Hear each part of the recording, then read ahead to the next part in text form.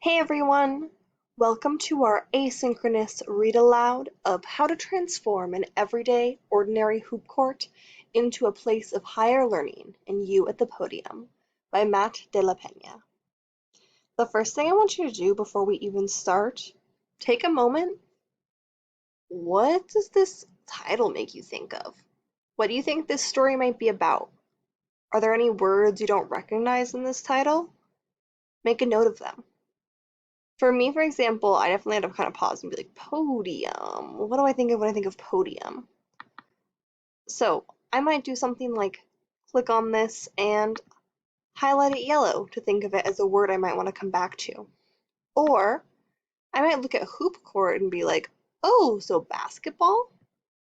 Highlight that and add a comment.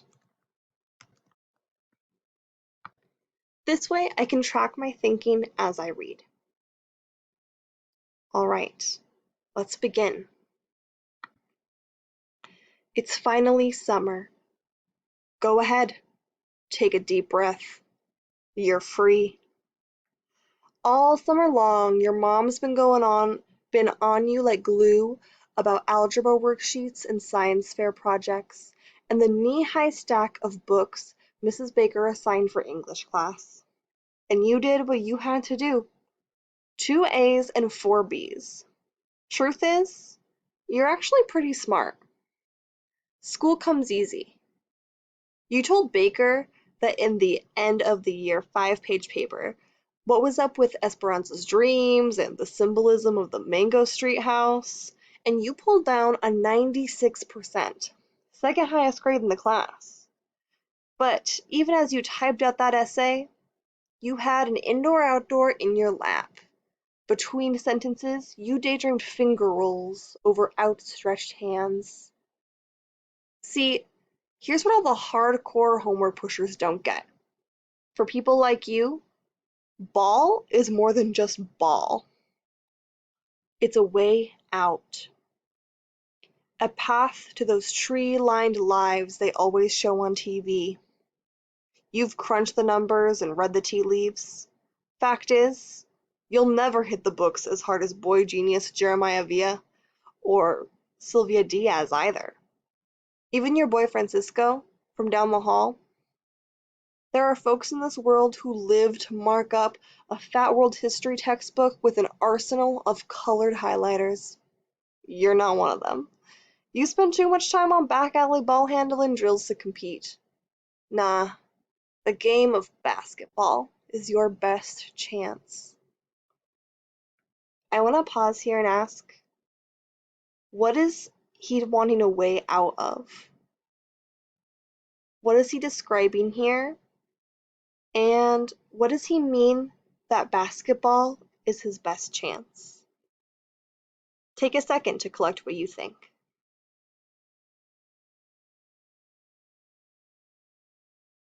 All right. The fate of your hoop development. For the past 3 years, you've spent every free minute balling at an outdoor court down the street from your building. After school, after games, weekends, you name it. Most nights, you're still out there putting up shots alone when the sun falls behind the ocean and the automatic park lights come flickering on, spilling that strange yellow half-light across the cracked concrete. Ball is like anything else. You put in enough hours, your game's gonna blast off. I want to pause really quickly. What does this mean? Put in enough hours, your game's gonna blast off. What does that tell us about our main character's perspective on the world? How does this character see the world and how it works? Your jumpers now peer out to 25 feet, give or take. You've developed a little floater in the lane that leaves slow-footed big men flailing, but it's your handle that sets you apart. Your quicks, the way you can get into the paint at will and finish with either in hand. This past season, you scored more points than any other 8th grader in the county. You were second in assists. So what? It ain't good enough and you know it. Not if you want to be even more dominant next year in high school. Take a second and ponder, why is it not good enough? Why would he want to be even more dominant in high school? What's his motivation for feeling that way? That's why your ears perk up when you overhear a couple newcomers talking about Mooney Gym in Balboa Park. When you overhear the dude with love handles sitting on the stairs say to his boy, "It's the best one in the entire city, B. I put that on everything." "You ranked him out?" the other guy asks. "Nah, I used to ball there all the time before I tweaked my back. If you could hang with them boys at Muni, shoot, you can hang with just about anybody." Shelf the extra jumpers that night. Proceed instead to the local library, where you can look up Muni Gym online. Type the address into Google Earth, and you'll discover it's right next to the Air and Space Museum your moms took you and your sis back in the day. And the Air and Space Museum, if your calculations are correct, isn't but 5 miles from your pop's job at the factory. I want to pause right here, make a prediction. What do you think is going to happen next?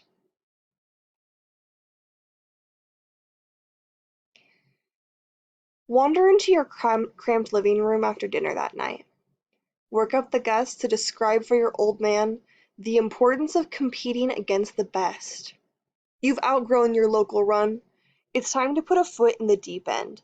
So what if he doesn't even know the rules of the game? If all he does is sit there silently inside the TV, working a toothpick in his teeth. So what do you think, Pop? About what? Would it be cool if I went with you to work every morning so I could play some ball down there? He'll look at you suspiciously, then turn back to his cop show and his toothpick. You'll take this as a no and assume the fate of the most important summer of your hoop development now rests in the hands of the county bus system. But you'll be wrong. A few minutes later, he'll mumble, "Better have your skinny butt out by the car by 5, I'll tell you that, or else I'm leaving without you." He won't even look up when he tells you this. Doesn't matter. Your heart will race with excitement.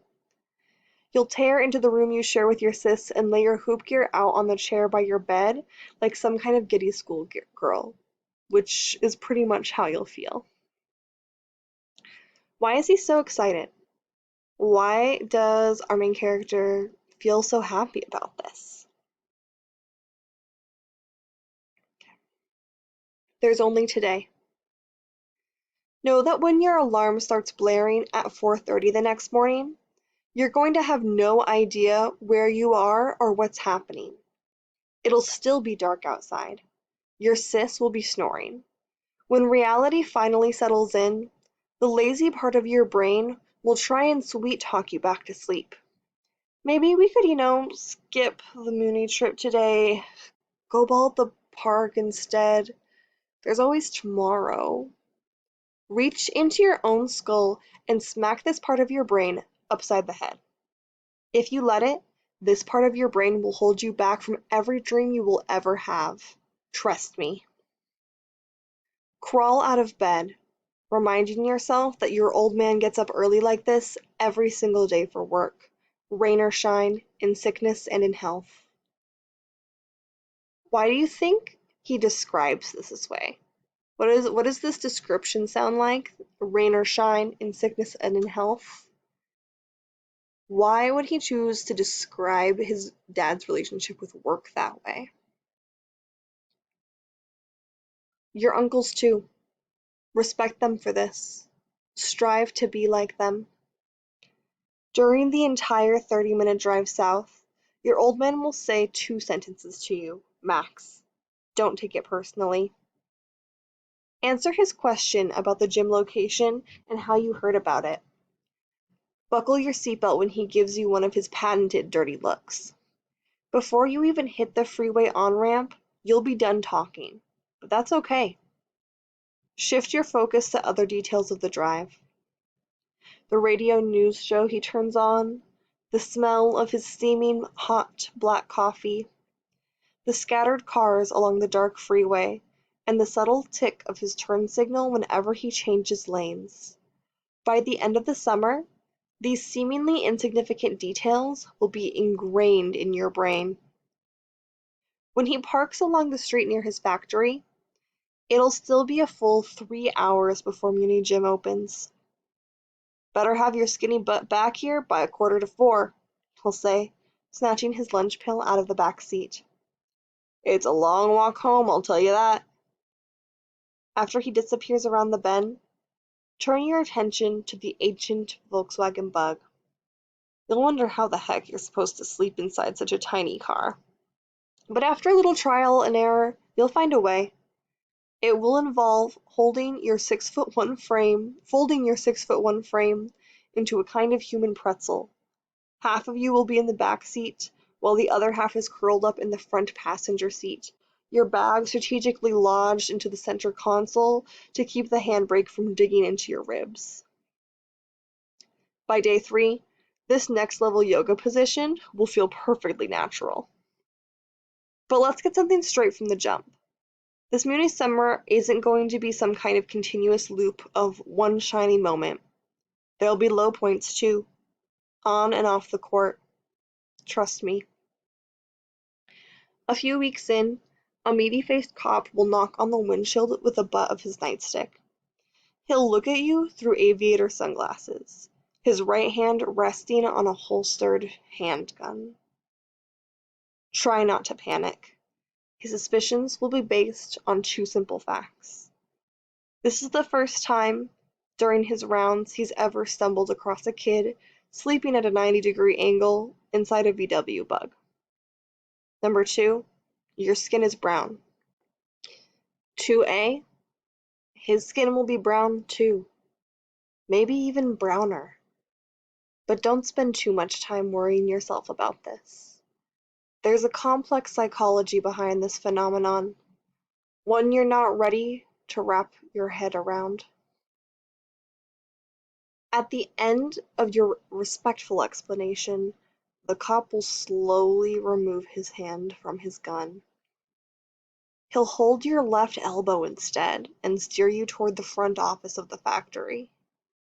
Your pop will be summoned, embarrassingly, over the loudspeaker. 2 minutes later, he'll emerge from the back looking wildly stressed. This is not because you've done anything wrong. It's because he has his own history with cops. Stuff that happened long before you were born. Stuff nobody ever talks about. After the cop explains the situation, your pop will put on an uncomfortable smile and vouch for you. He'll say you're a good kid, that you're just down here to play some ball at a gym in Balboa Park. He'll shake hands with the cop enthusiastically, thanking him for his service and apologizing for any trouble you may have caused. Soon as the cop leaves, though, your pops will transform back into himself. "Don't worry about that power-happy pendejo," he'll say, rubbing your shoulder. "You didn't do anything wrong." "I was just sleeping." Mexicans are allowed to sleep too. He'll look you straight in the eyes, nodding, and in this moment, you'll feel closer to your old man than ever before. In this section, we just learned a lot about the experiences of our main character's father as well as himself. Let's go back and look at them before we move on. First, we see the suspicions of this cop, as told by our narrator. First, I want you to tell me, either through a comment in here or by answering a question in a notebook, why do you think this cop would feel like he needed to figure out what was going on in this situation?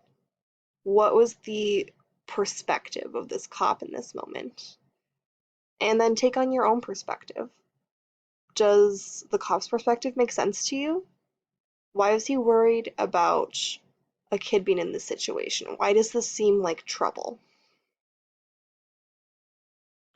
I also want you to consider this complex psychology that's referred to in point 2a. Do you know what this is referring to? Do you have any guesses? We also learn that our narrator's father has his own history with cops. He says it's stuff that happened long before you were born, stuff that nobody ever talks about. What do you think this might be? How do you think those experiences may have shaped our narrator's father? Finally, why does our narrator's father say Mexicans are allowed to sleep too? Why would he feel like he would have to say that? What is the implication as to why that would be something that you would have to clarify or wouldn't already know? And finally, why is it that in this moment our main character feels closer to his father than ever before?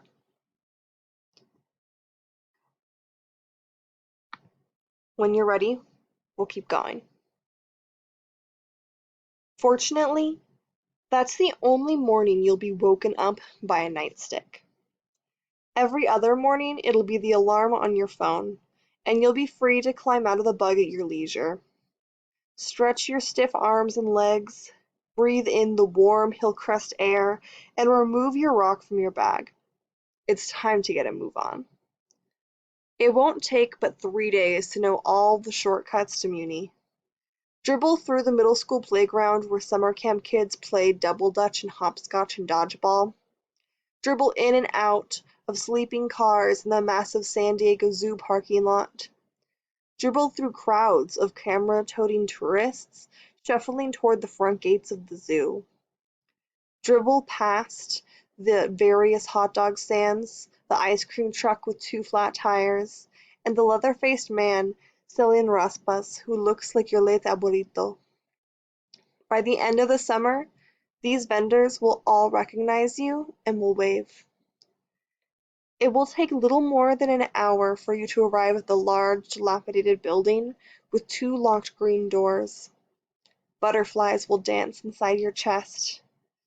That first time and every time following, even years from now.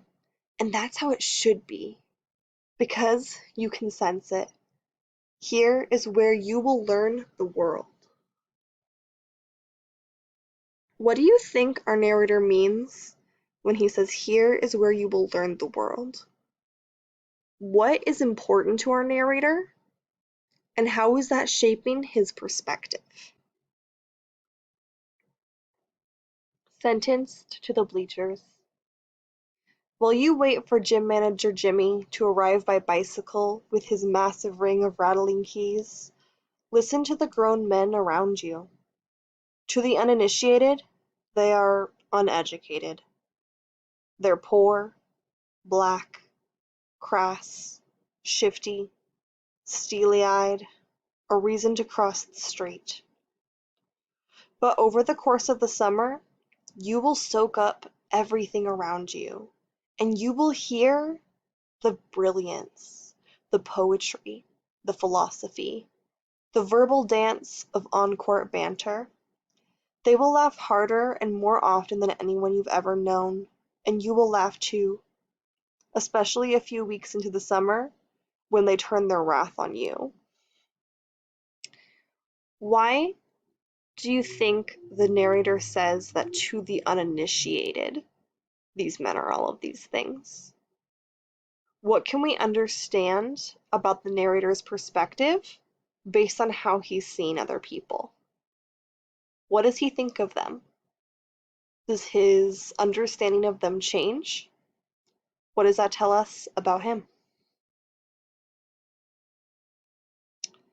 They'll begin by calling you Mexico, even though your Spanish is sus at best.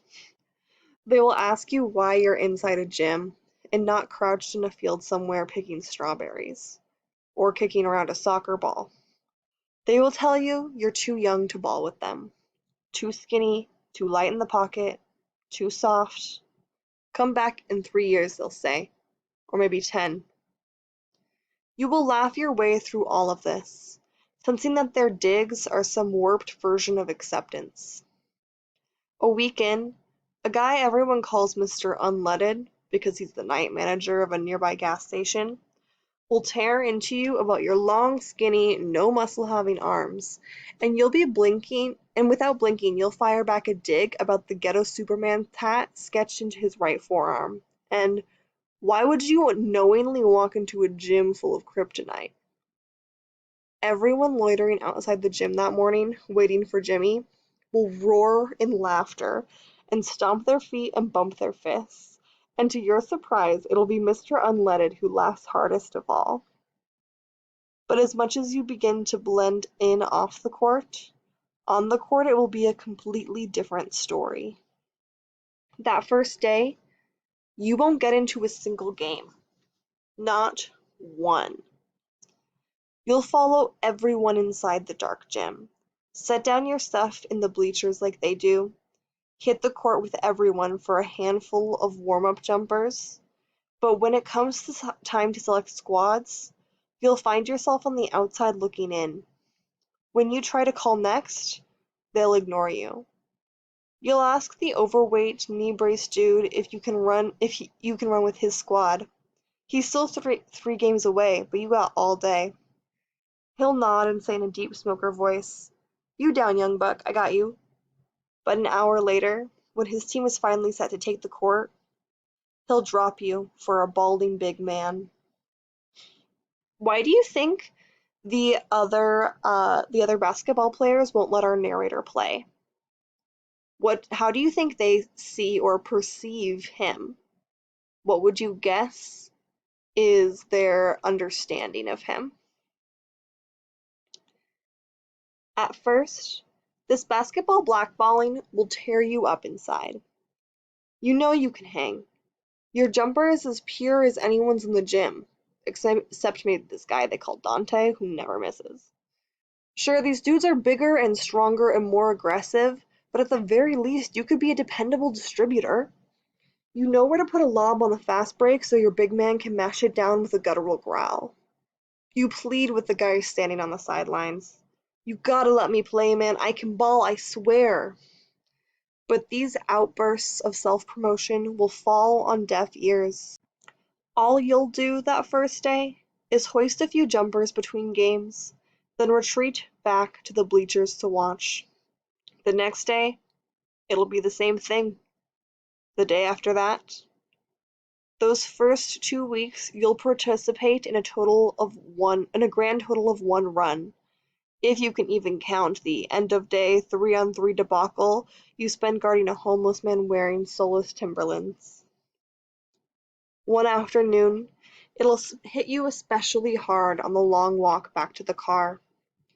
You'll keep quiet on the drive home, then retreat to an overturned bucket in the alley behind your building, where you'll have a serious heart-to-heart with yourself.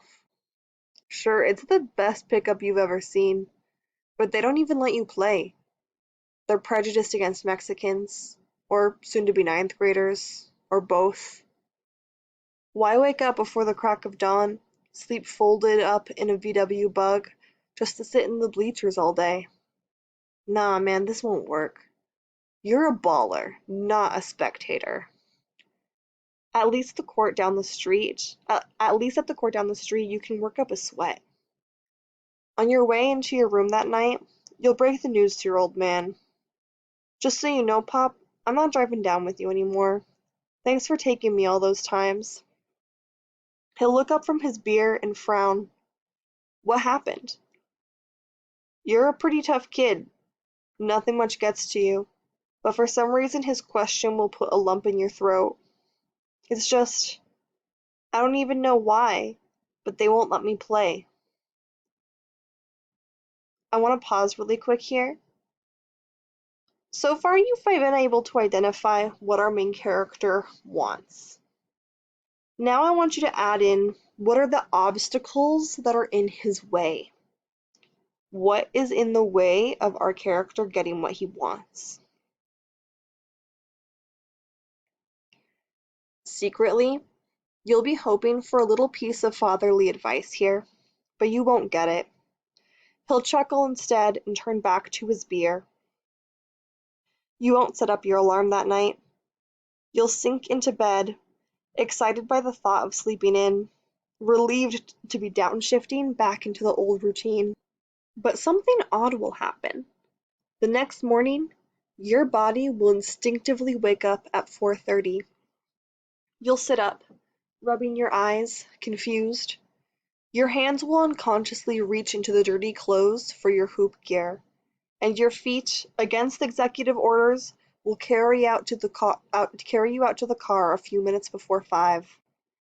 When your old man sees you standing there, he'll chuckle again, but he won't say anything.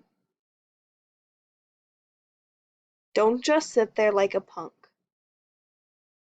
It won't be until week 4 that you finally get into a meaningful game.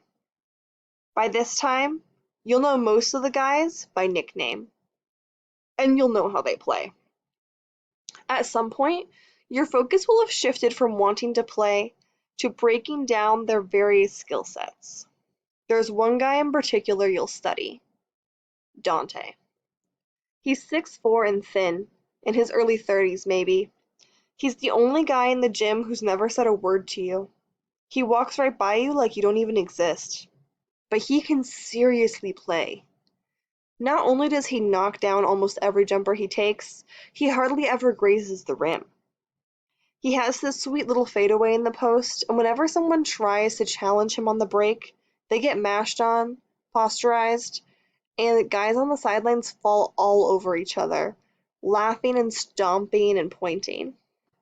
After burying one particular game winner from the wing, 2 guys draped all over him, he'll turn to you suddenly and bark, "Hey kid, why you still coming here?" You pause your dribble, stunned. "Who, me? Nobody thinks you're good enough to play here, comprende? Why don't you go back to your barrio ese?" Your whole body will freeze up from the shock of his words. I want to pause really quick before we hear what else Dante says. Why do you think our main character freezes at these words? What is he experiencing? Everyone in the entire gym inching closer, waiting to see what happens next. Dante strides over and points a finger in your face. "What, are you deaf, kid? I said leave." No words form in your brain. No thoughts. Dante spins to the rest of the guys. "Someone get this scroll out of my face before I do something stupid." A couple regulars will lead you toward the bleachers, but your legs aren't quite working yet. You're confused almost to the point of paralysis. Because what did you do wrong? Why does he hate you? Your heart thumping inside your chest. Doubt setting in. Maybe he's right. Maybe you really are a scrub. Maybe you shouldn't be allowed to show up like this every day, uninvited. Maybe the whole summer has been one big mistake. You grab your stuff off the bleachers and start toward the door. But for some unexplainable reason, you stop. You turn around. You glare across the court at Dante, mumbling, "I just want to play." "What?" Dante shouts back. He picks up a ball and fires it at you, narrowly missing. "Speak up if you got something to say." "I want to play," you repeat, louder this time. "What?" "I want to play." A few of the guys start towards you again, wanting to get you out of the gym before you get hurt. But Dante puts a stop to that. "Get away from him! This is between me and the kid." The whole gym's silent, aside from your heartbeat. Your short, nervous breaths measuring the time. "Check it out," Dante suddenly announces. "This kid's got my spot this game." Then he turns back to you. "After you get smoked, you walk out them doors and you never come back, you hear?" You stand there studying him for a few extra beats, searching for his angle, trying to decide if it's some kind of trick, if you're still in danger. Before your ruling is in, though, you find yourself being shoved out onto the court. Before we keep going, I want you to take a minute. Describe Dante. What is he like? What is his perspective of our narrator? How does he see the world? And how would you describe him in terms of our main character? How does our main character feel about him? Take a few moments to write about Dante.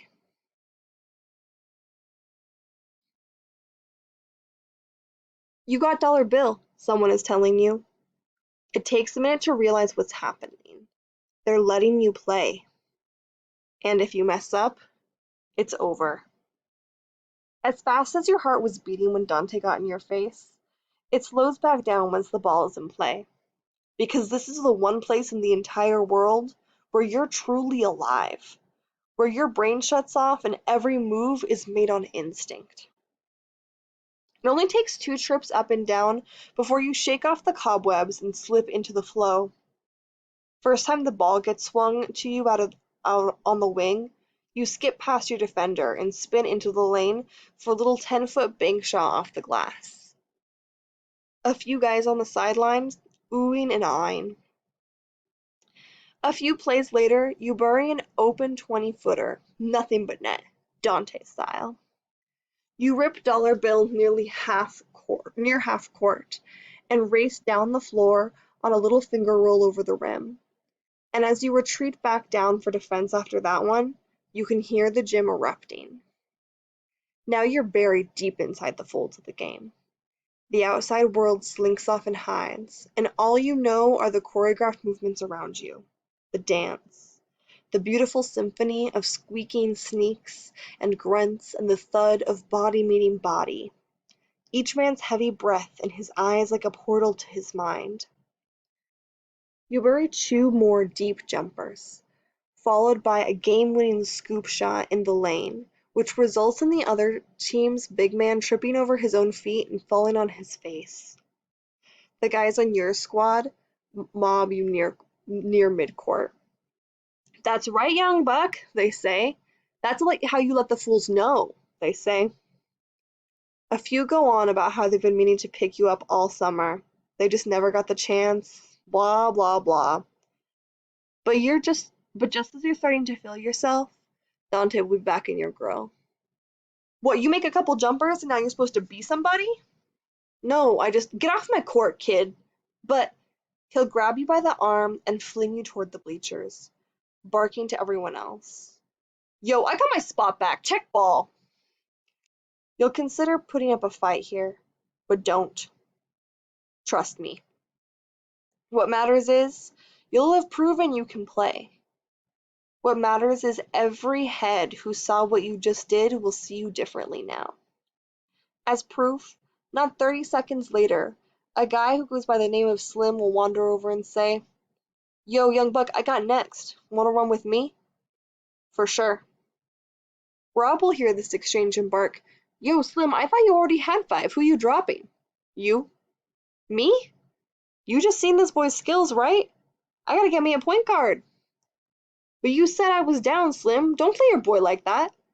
In the middle of this debate, a stray jumper will roll out of bounds towards you, and Dante will give chase. He'll grab the rock and kneel down, not 5 feet from you, to tie his shoe. "Hey, kid," he'll say in a quiet voice. "Yeah?" He'll look up at you, mid-double knot. "You want to get in games? You don't just sit there like a punk, right? You stand up and challenge the baddest dude in the gym, someone like me. Then you do your thing. Understand?"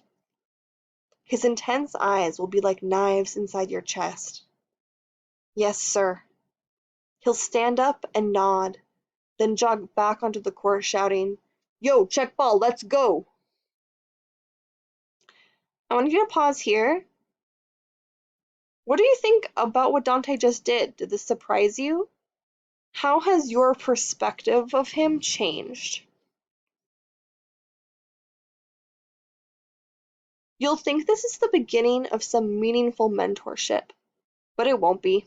In fact, Dante won't say another word to you for the rest of the summer, not even when you ask him a direct question.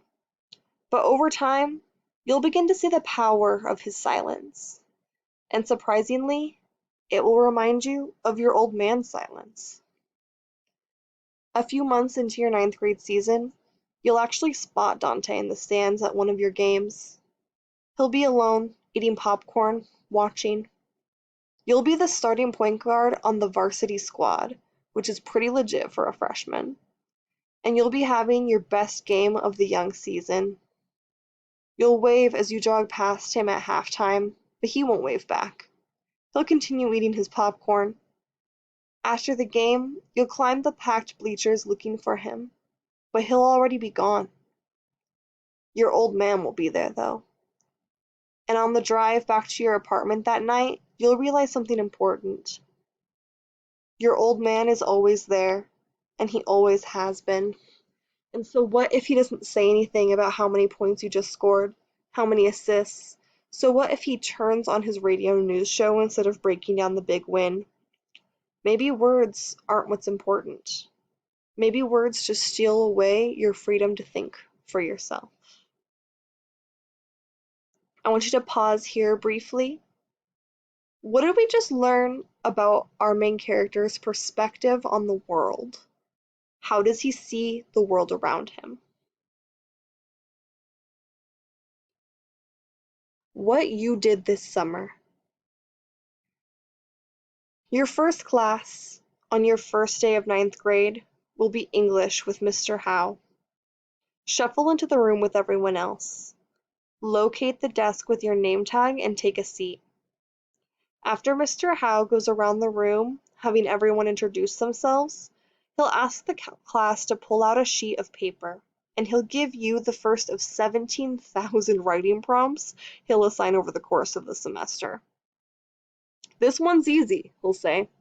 All I want you to do is describe one thing you did this summer, and one thing you learned.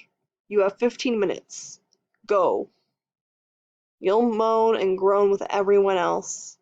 But once you start writing, the summer will come pouring out. You'll write about sleeping in the VW Bug, and the cop knocking on the window, and all the vendors you passed on the long walk, and the way the old gym walls actually creaked on especially hot days, and how the second half of the summer you got in all the games, and the guys started calling you Mexican buckets, and fighting over who had to guard you. But the time you spent on the actual court, you'll realize, was nowhere as important as the time you spent in the bleachers, and you'll devote all of your remaining time to describing one seemingly insignificant moment. During your last week at the gym, Slim offered to buy you a hot dog and Coke for lunch. He claimed he was tired of watching you scoop handfuls of generic granola into your mouth every day. You a growing boy, man, you need a balanced diet. Now let's get you a hot dog and a Coke. No thanks, you told him. He looked at you, surprised. You sure? My treat. Nah, I'm good, you said. But thanks. All right, he said, shrugging. I guess you must really like that granola. And then he walked away. Truth was, you turned him down that day because you knew he didn't have any money. He'd lost his security guard job at the start of the summer. His shoes were falling apart, and you heard he'd been evicted from his apartment. Saying no, you thought, was the right thing to do. But on the car ride home that afternoon, your pop shook his head in disappointment. He turned down his news show for the first time all summer. When a man with nothing offers to give you something, he said, you take it. You do? Always. Why? He glanced at you as he merged onto the freeway. You just do, all right? At the time, it didn't make much sense. You saved Slim money. But as you write, you'll begin to see it differently.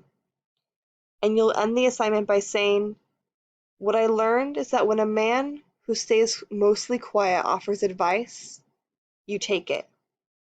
You just do, all right? Trust me.